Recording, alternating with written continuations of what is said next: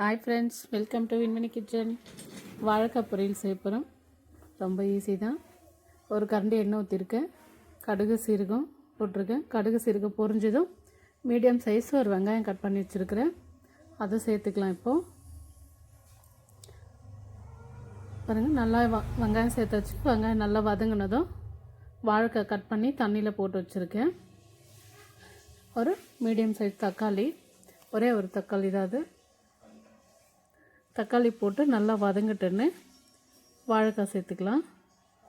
அதை எடுத்து போட்டதுண்டு அந்த தக்காளியோடைய காம்பு பகுதி தெரியாமல் வந்துடுச்சு. அதை எடுத்து போட்டு வெளியில் பாருங்கள், தண்ணியில் போட்டு கழுவி எடுத்து வச்சுருக்கேன். வாழைக்காய் சேர்த்துக்கலாம். இப்போது வாழைக்காய் நல்லா வதங்கிட்டுன்னு கருவேப்பிலை ஒரு கொத்து சேர்த்துருக்கேன். வாழைக்காய் வதங்கினதும் 1 டீஸ்பூன் மிளகாத்தூள் பெருங்காயப்பொடி ஒரு சிட்டிகை,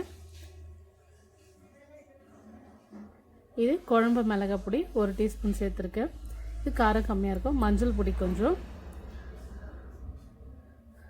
நல்லா மிக்ஸ் பண்ணி விட்டு அந்த பச்சை ஸ்மெல்லு போனதும் கொஞ்சமாக தண்ணி ஊற்றிக்கலாம். அதிகமாக வேண்டாம், சும்மா ஒரு அரை கரண்டி தண்ணி,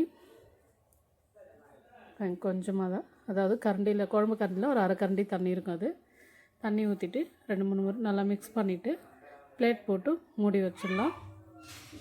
ஸ்லோ பண்ணிவிட்டு மூடி வைக்கணும். ஃபுல்லாக கேஸ் ஆனில் இருக்கக்கூடாது, ஸ்லோவில் இருக்கணும். ஏன்னா தண்ணி அதிகமாக இல்லாததுனால ஆனில் இருந்ததுன்னா தீஞ்சு போயிடும். ஸ்லோவாக இருந்ததுன்னா நிதானமாக வந்து எண்ணெய் பிரிஞ்சு வரும். இப்போ சால்ட் உப்பு கொஞ்சம் சேர்த்துக்கலாம்.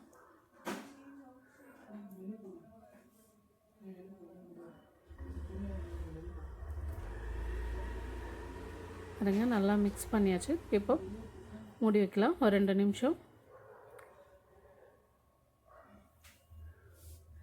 ஃப்ரெண்ட்ஸ், எங்கள் வீட்டு வாழைக்காய் பொரியல் பிடிச்சிருக்கோன்னு நினைக்கிறேன். லைக் பண்ணுங்கள், ஷேர் பண்ணுங்கள்.